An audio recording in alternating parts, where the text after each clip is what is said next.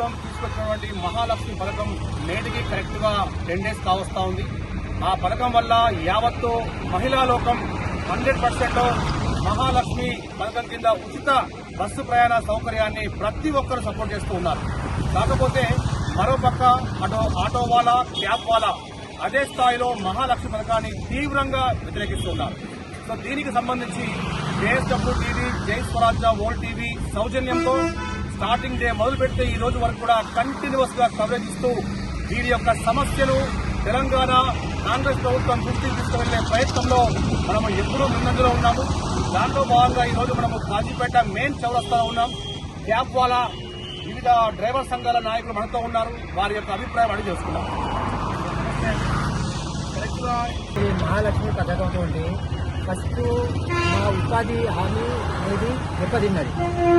Compulsory మాకు రోజుకొకసారి trip వేసేది, 3 రోజులకు ఒకసారి ట్రిప్ వెళ్తలేదు. మేము దీని మీదనే భక్తి జీవనం సాగిస్తాను. 30 సంవత్సరాల కాంచెలు దీన్ని నమ్ముకొని కూర్చున్నాం. ఇవాళ మేము ఈ ఏజ్కి వచ్చినాం. మేము దేనికి తలబడలేక పరిశాన్ అవుతాను. 10 రోజుల కాంచెలి అసలు మాకు ఉపాధి అనేది లేకపోయింది. మేము ప్రభుత్వానికి ఓటు వేసింది మార్పు రావాలని, కానీ ఇది ఫస్ట్ చేంజ్ ఏమైందంటే ఫస్టే మా లక్షల డ్రైవర్ల కడుపుల మీద కొట్టినట్టు అయిపోయింది. మేము బతుకు తెరువు లేక ఏం చేయాలి అయోమయం పరిస్థితిలో ఉన్నాం. ప్రతి ఒక్క ప్రయాణికులు చెప్తున్నారు ఇది వేస్ట్గా పెట్టిండు, విద్యా వైద్యం పెట్టాలి, కానీ మా పిల్లలకు నౌకర్లు లేవు.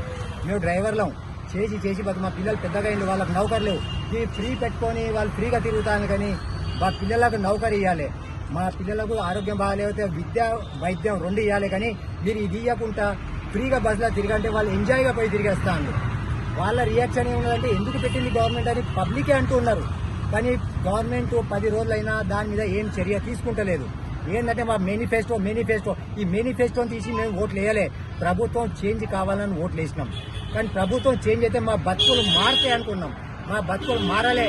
ఇంకా తెల్లారించి 10 రోజుల కాంచెలు అసలు మేము ఇచ్చి ఉపాసం తలకాయ అయోమయ పరిస్థితి సైకో అయిపోతాను. మేము ఎట్లా బతకాలి, ఎట్లా గవర్నమెంట్ చేంజ్ చేస్తుంది, మా బతుకులు ఎట్లా మారుతుందని మేము చూస్తాను. కానీ మా బతుకులు మీద ఎవ్వరు ఆలోచిస్తలేరు. మీ భవిష్యత్తు కార్యాచరణ ఎలా ఉండబోతుంది మాకే అర్థమైతే లేదు. అసలు మేము రేవంత్ రెడ్డి గారిని కావాలని కోరుకొని కాంగ్రెస్ ప్రభుత్వం సరే చేంజ్ కావాలని గద్దె ఎక్కించిన కదా 11 రోజుల కాంచేది ప్రతి ఒక్క తెలంగాణ మొత్తం నిరసనలు వ్యక్తి చేస్తాను. దాని మీద ఇంకా ఇప్పటిదాకా రేవంత్ రెడ్డి గారు ఏం చర్యలు తీసుకోలేదు. అసలు ఆర్టీసీ ఇంతకుముందు నష్టాలలో ఉన్నది ఓకే, అది మొత్తం నష్టాలలో పోతానని ఓకే ఒక సంస్థ ప్రభుత్వంలో కలిపిండు. దాంతో పాటుగా మేము ఉపాధి లేకుండా కోల్పోతాను. మా ఉపాధి కోసం ఆలోచించే ప్రభుత్వం వస్తుంది అనుకున్నాం, కానీ ఇది మా ఉపాధి ఫస్ట్ కొట్టేసింది. దీని మీద మాకు ఏం అర్థమైతలేదు. మాకు ఎట్లా బతుకుతాం, పిల్లలైతే ఎట్లా మాకు పోషించుకుంటాం, ఎట్లా ఏంది. మళ్ళా మాకు ట్యాక్సులు విపరీతంగా పెంచిండు. ఈ ట్యాక్సులు ఎట్లా కట్టాలి, ఈఎంఐలు ఎట్లా కట్టాలి. ఇప్పుడు 10 రోజులు అయింది. అసలు పొద్దుగాల 3 గంటల కంచెలు వచ్చి బండి పెట్టుకుంటున్నాం. ఇలా బండి పెట్టుకున్నా కానీ అసలు ఎక్కటోళ్ళు లేరు. ఏమన్నా అంటే ఫ్రీ బస్సులు ఉన్నాయని ఫ్రీ బస్సులకు ఉరుకుతాండు. మరి మా బస్సులు మా బండ్లలో ఎవరు ఎక్కాలి, మేము ఎట్లా బతకాలి. మా ఈఎంఐలు మా బండ్లని గుంజుకపోయినాక మేము రోడ్ల మీద సూసైడ్ చేసుకునే పరిస్థితి ఉంది. మేము సూసైడ్ చేసుకోవాలన్నా, నిమ్మలంగా కాంగ్రెస్ ప్రభుత్వం వచ్చి నిమ్మలంగా మంచిగా బతకాలన్నా, ఇంప్రూవ్మెంట్ కావాలన్నా ఈ రేవంత్ రెడ్డి గారు ఆలోచన చేయాలి. మా మీద మమ్మల్ని మంచిగా బతికేటాటు తెలంగాణ రాష్ట్రంలో చేయాలంటే చూడాలని మేము అభిప్రాయం కోరుతున్నాం. మరి కాంగ్రెస్ ప్రభుత్వం తీసుకొచ్చిన ఈ మహాలక్ష్మి పథకం వల్ల మీ క్యాబ్ వాళ్ళ ఏమంటుంది? ఈ మహాలక్ష్మి పథకం వల్ల మా జీవనోపాధి దెబ్బతిన్నాయి. రోజు పొద్దున 4 గంటలకు వచ్చి సీరియల్ పెట్టుకొని పొద్దున పోయి సాయంత్రం వస్తే హైదరాబాద్ పోయేస్తే రోజుకు 1500 మిగిలేది. ఇప్పుడు ఈ బస్సుల వల్ల ఫ్రీ వల్ల మా బండ్లల్లో ఎక్కపోవడం వల్ల మేము ఎదురు చూస్తూ ఉన్నాము. ప్రయాణికులు చాలా ఇబ్బంది ఉండడం వల్ల బండ్లు తీయలేకపోతున్నాము. ఎవరు చూసినా ఫ్రీ పథకంకి అలవాటు అయిపోయారు. దీనివల్ల మా జీవనోపాధి పూర్తిగా దెబ్బతింది. దీనివల్ల మన కారు క్యాబ్ మేము నడుపుకునే మా కుటుంబ వ్యవస్థ రోజుకు దైనందిన స్థితికి పడిపోయింది. దీనివల్ల మాకు జీవనోపాధితో పాటు మా పిల్లల చదువులకు కానీ రెంట్లకు కానీ బండ్ల కిస్తీలు కానీ వెళ్ళడం లేదు. రోజు రోజుకు మాకు కూరగాయలకు కూడా డబ్బులు సరిపోవడం లేదు. దీనివల్ల మాకు దీనివల్ల చాలా ఇబ్బందులు పడుతున్నాము. ఈ ఈ మహాలక్ష్మి పథకం వల్ల రేవంత్ రెడ్డి గారు పెట్టడం ఆయనకు నచ్చిందేమో కానీ ఇప్పుడు రోజువారీ కష్టం చేసుకొని బతకడంలకు రోజు రోజుకు దినగడ్డంగా మారింది. దీనివల్ల సామాన్య ప్రజలు తీవ్ర ఇబ్బంది పాలవుతున్నారు. బండ్ల కిస్తీలు కట్టలేక పిల్లలు పుస్తకాలు తాడు కమ్మలు ఇట్లా అమ్ముకొని ఈఎంఐలు కడుతున్నాం. ఫైనాన్స్ల వల్ల దౌర్జన్యాలు భరించలేకపోతున్నాం. ఏదో పొయ్యి వస్తే 1500 2000 మిగిలితే గ్యాస్ గీసు కరెంట్ బిల్లు అన్నీ పోను. మాకు నెలకు ఒకళ్ళ కింద పని చేయకుండా నెలకు 20,000 ఇట్లా ఫ్యామిలీతోటి బతుకుతూ ఉండేవాళ్ళం. ఈ మహాలక్ష్మి పథకం వల్ల మున్పటి కంటే ఇప్పుడు ఈ పథకం అవలంబించడం వల్ల మా జీవనోపాధితో పాటు మా బతుకులన్నీ రోడ్డు పాలయ్యాయి. దీన్ని మన ముఖ్యమంత్రి రేవంత్ రెడ్డి గారు మహాలక్ష్మి పథకం కింద మహిళలకు ఉచిత బస్సు సౌకర్యము కాంగ్రెస్ ప్రభుత్వం కల్పించింది కదా, మరి నేటికి కరెక్ట్ గా 10 days కావస్తా ఉంది. సో దీనిపై ఆటో వాళ్ళ ఏమంటుంది?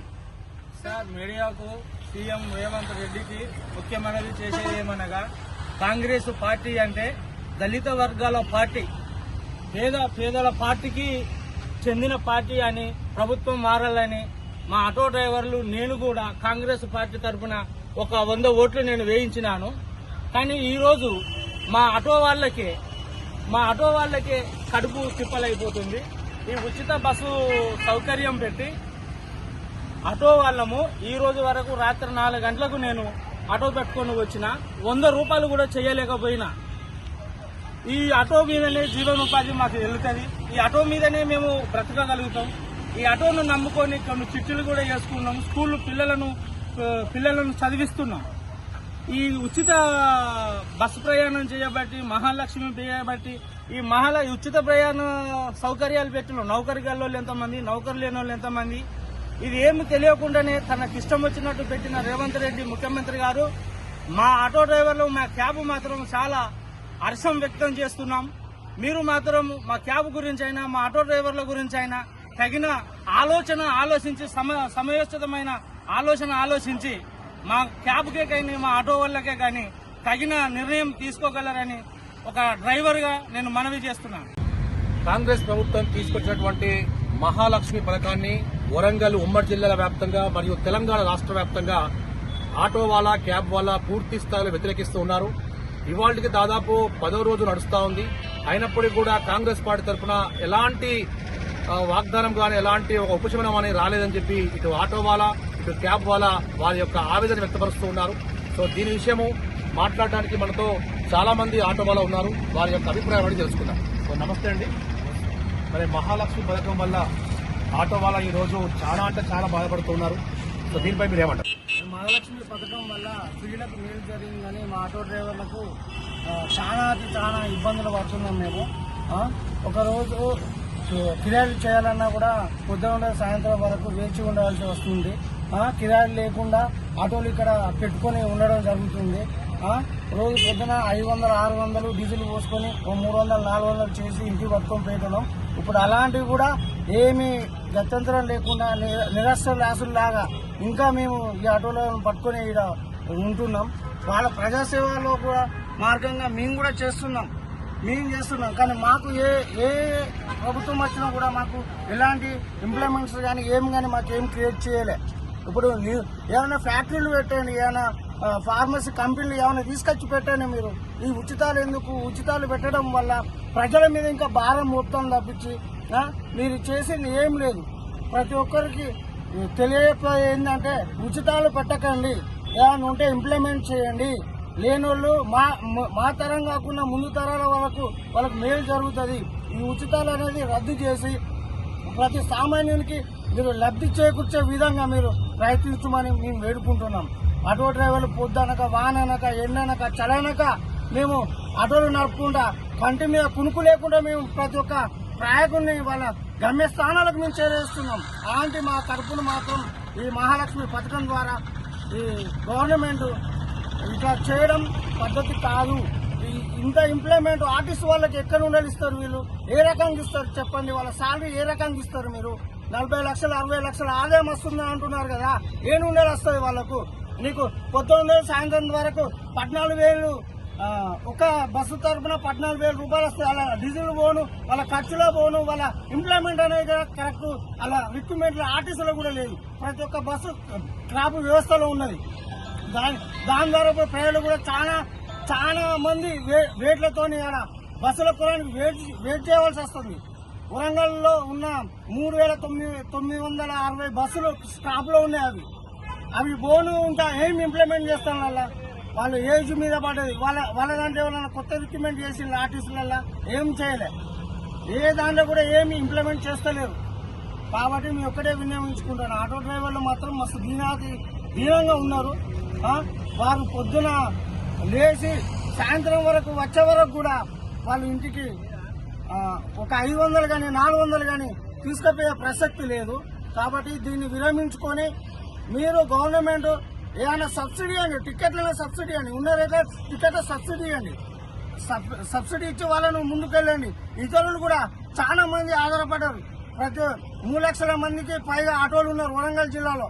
వాళ్ళందరి పరిస్థితి ఎట్లా? నెలకు మీరు 12,000 ఇస్తా అన్నారు. ఆ 12,000 దేనికి సరిపోతుంది సార్? 33 రూపాయలు ఒక రోజుకు పడుతుంది. నువ్వు సంవత్సరానికి 12,000 ఇస్తానని మీరు వాగ్దానం చేసిండు. కానీ ఆ 33 రూపాయలతో ఎట్లా బతుకుతారు? ఒక్కొక్కరు ఇంటి కిరాయిలలో ఉంటారు. వాళ్ళ ఈఎంఐ ఆటో ఈఎంఐ ఏ రీతిగా కడతారు? వాళ్ళు ఎక్కడ లేచి కడతారు? వాళ్ళ బిడ్డలు ఎట్లా పోషించుకుంటారు? వాళ్ళ బిడ్డలు ఎట్లా చదివించుకుంటారు? వాళ్ళు తినే తిండి ఎక్కడ ఉండాలి వస్తుంది సార్? ఇది మాత్రం మీరు విరమించుకొని ఈ ఆటో డ్రైవర్లను బాగోలు మీరు చూడాలని మీరు కోరుకుంటూ ముగిస్తున్నాను. మరి భవిష్యత్తు కార్యాచరణ ఎలా ఉండబోతుంది?